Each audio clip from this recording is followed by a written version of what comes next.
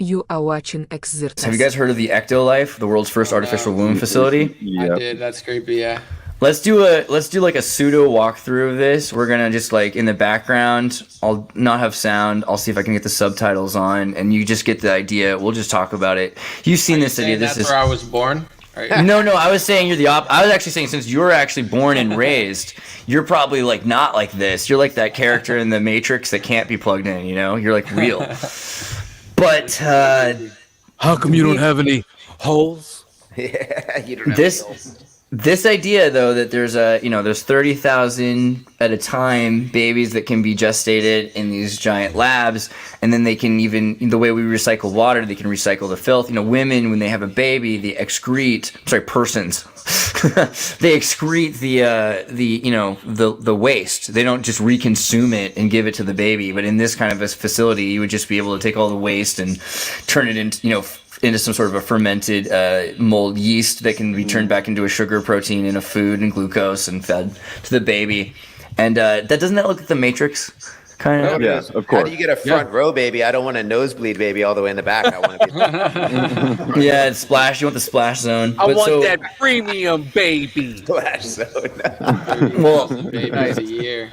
I mean, so like, what do you think of this though? Because this is not a joke. This is what they're about to do, and I've been seeing everybody talk about antinatalism, but more than antinatalism, the idea of artificial wombs. I mean, Twitter was rage of it a year ago when. Was it the Vasily? 30,000 babies per year.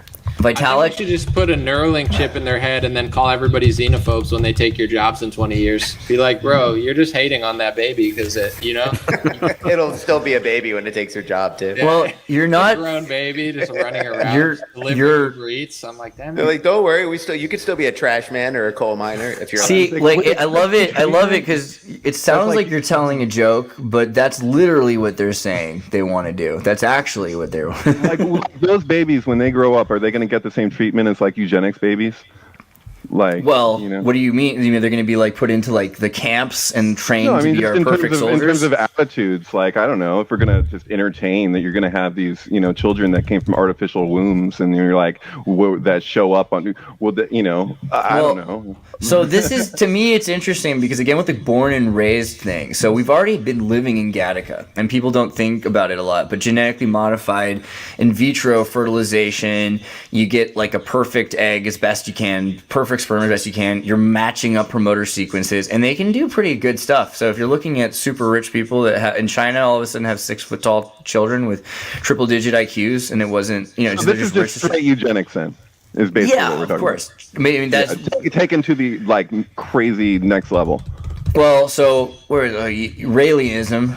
I can't spell right now. Raëlism. He just did a whole thing talking about Raëlism, talking about how it's going to be. And again, remember Kanye and the symbol of the Raëlian Church, but they talked about the future is eugenics because we'll be able to control and kill off disease this way. Right? What did they call it that they gave Elon, the head of this organization? He's an honorary. He's not just an honorary member. It was like that was early 2022. So like basically, it seems really obvious. I'm sorry, but like Kanye did not get kicked off of Twitter for the symbol that he shared. There's no way that symbol would have gotten. It's Elon Musk's personal like trip. Like it's his religion. And when he says he's an alien, he's going to return home. He's talking about this. And then this also ties into birthright for Africa. And so that's this organization. If you look at their goings on, they're very focused on that. And you can find quotes from the head. I forget what he's called. The Railist top whatever. His name is Rail. Is his name Rail? See, yeah. This is crazy shit. I saw this symbol years ago. I used this symbol in a collage, and I looked it up. Like it was probably like 5 years ago or something. And I just was like, "What is this UFO cult? It's the world's largest UFO cult." They're very relatable to Scientology in certain ways, but they're all about like that. It's kind of the Zachariah Sitchin trip. Like it's like, the Elohim is actually like aliens and they, created us in a lab, so to speak, almost what we were just talking about. So yeah. Have you seen the Daft Punk movie about it? Interstellar 5555, the movie that Daft Punk made about Raëlism. I haven't seen the movie, but that's I love awesome. that animator. So basically, the most brilliant idea is they took, like, instead of a music video or two, they made a whole friggin' toy anime. And it's about this band, and they're like, one more time, we're gonna celebrate. And then they get invaded by the Rothschilds, who come to planets at different astronomical and astrological zones, and then they erase their memories, and they put them through to Earth, and then they start making these records, which they use to open portals. And this one band is like the first band in 1,000 cycles to figure it out, and then they stopped the Rothschild thing. Sounds like a good way to get me to do something I should do. Be like, yo, you want to do this like cult thing? You're like, no, of course not. And they're like, yo, but Daft Punk's gonna be there, and you're like, oh well, dude. I mean, Nah, Well, you know, that Sign Me Up was a banger.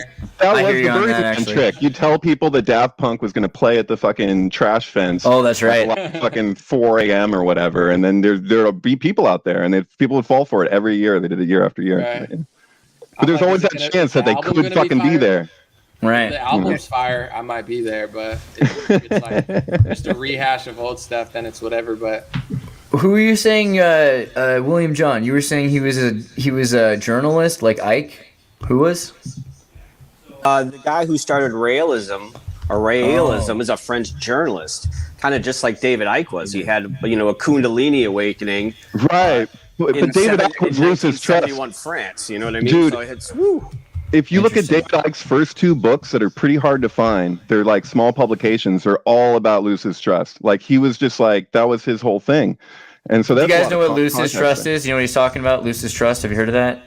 That's familiar. Remind me real So quick. Lucis Trust, Allison Foster Bailey were these Satanists, and they're part of the Order of the Golden What is it, the Tibetan Grand Lodge or something? And they made treaties on white magic and everything. And they wrote the Great Invocation, which was the United Nations prayer that is to the basically to Lucifer, to like the known God as opposed to the unknown God and everything. They have these temples to Alice Bailey books, triangles, Google.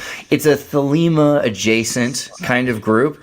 And it is what is the United Nations. Right, it's an offshoot of Theosophy. So Alice Bailey, who founded it, was a student of Helena Blavatsky. Familiar. So that's, Familiar. yeah. Thank you. Cool. Sure. Cool. All I know is that a shape can't be hateful. Like to kick Kanye off. Dangerous. Yeah, it's like all these symbols and shapes, and like even people like us, we really go into like the attached meaning to like like the egg shape or a triangle shape or anything. But at the end of the day, like there's no hate shapes. Like all shapes are fair game, and the idea of like outlawing even a name or a shape or like you have to be able to remove like the stink or the curse from something. Like it's so stupid in Germany to this day. It's illegal to name your kid Adolf. It's like it's a great name. There's been a million great dudes named Adolf. He ruined the mustache, dude. Yeah, and it's like Chaplin rocked it. What was you can't rock that mustache ever again. That's kind of interesting though, because Hitler. Michael Jordan I said did. his name. Michael Jordan was like, screw it, I'm going Adolf. And he got I've away with seen it. it. He was Michael Jordan. And they put him in a Fruit of the Loom commercial with the Hitler mustache. Hitler said that he invented that mustache to fit underneath the gas masks from when he was in the war. So I don't know if Charlie Chaplin and other people wound up with it. I have seen hipsters in Stuttgart and parts of Germany start to bring back the mustache, and I think it's interesting. There's a lot of movement that's trying to disassociate, and it almost starts with that Tom Cruise movie, The Valkyrie. Is that the right one? Where he's like trying to kill Hitler. You know what I'm talking about? Oh, it's so bad. I'm sorry. Yeah, but it's bad. It's a bad. I mean, it depends how you look at it. It starts out in English and then it starts out in German and then it just changes over and then everyone just seems So in other American words- the whole fucking movie. It's like So in- you're like, So in other words, it's like a perfect mind control movie, right? Because you're telling us that the Americans are the Nazis and their favorite go there character is with it. freaking Tom Cruise, and he's the best Nazi because he's trying to kill Hitler. Okay. You always do this. You did this with freaking the prequels of Star Wars, man. I can totally you changed my views because I love subtext. I love good subtext, and if you relate to a movie through a different lens, it can be very reconciling. I got you. I mean, the two biggest points of this movie, that Tom Cruise is the hero in a Nazi film about Nazis, and that the sound, like literally I was about to say, that the back sound is in English, because you get so much of this feeling all of a sudden, it's like this is your friend. There was fine people on both sides of World War II. Well, I mean, whether or not any of that's true is the thing, is that is what is being pushed now, because the differences between the Nazis and us is so slight that you have to really pick and pull what they're doing. And there's whole continents of the world that say death to us because they just associate us with like meaningless drone attacks and murder and blowing up weddings and stuff. So like obviously obviously, yeah, like I'm not, I'm an American and they say death to America, but I'm a good guy. I have nothing to do with that. I'm sure that was like 1930s and 40s Germany were like mostly the same way.